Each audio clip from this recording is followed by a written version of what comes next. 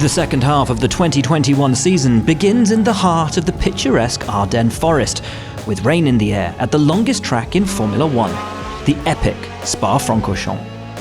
The slippery surface caught out the oldest driver on the grid, Kimi Räikkönen, suffering a spin early on at La Source, before the youngest racer, Yuki Tsunoda, followed suit.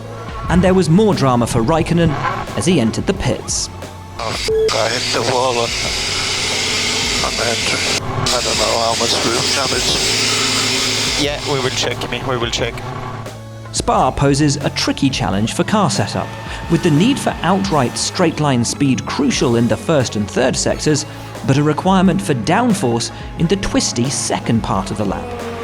With such a delicate compromise a necessity, Mercedes experimented with different wing configurations on both cars, with championship leader Lewis Hamilton carrying the larger Sector 2 specific rear wing. Where am I down? It's mainly straight line speed for Valtteri. It's to be expected though.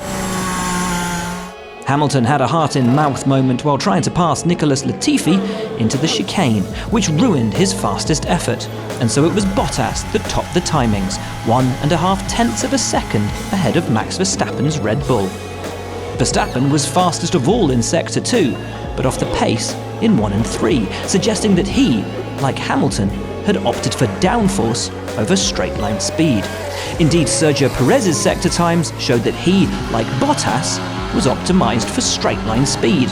Both teams maximising every chance to gain data as Red Bull's epic battle with Mercedes continues. To mark the 30th anniversary of his father Michael's Formula 1 debut here in Spa, Mick Schumacher is carrying a stunning tribute helmet, an almost exact replica of the one the eventual 7-time world champion wore on his first ever F1 weekend. Fresh from scoring his first points last time out in Hungary, George Russell makes his 50th F1 start this weekend, but had a close encounter with Lance Stroll. What's Stroll doing? He just stayed right in my way. Yeah, that was very silly from Stroll. With a long second half of the season ahead, new power units are in use by both Mercedes, both McLarens, both AlphaTauris, the Red Bull of Sergio Perez, the Aston Martin of Lance Stroll, the Alpine of Fernando Alonso, the Williams of Nicholas Latifi, and after catastrophic damage in Hungary left his second power unit unusable for the remainder of the year, the Ferrari of Charles Leclerc, who was lucky to escape this trip through the gravel unscathed at turn 7. But Ferrari were looking strong, with Leclerc and teammate Carlos Sainz 4th and 5th respectively, behind Bottas, Verstappen, and the high-flying AlphaTauri of Pierre Gasly in P3.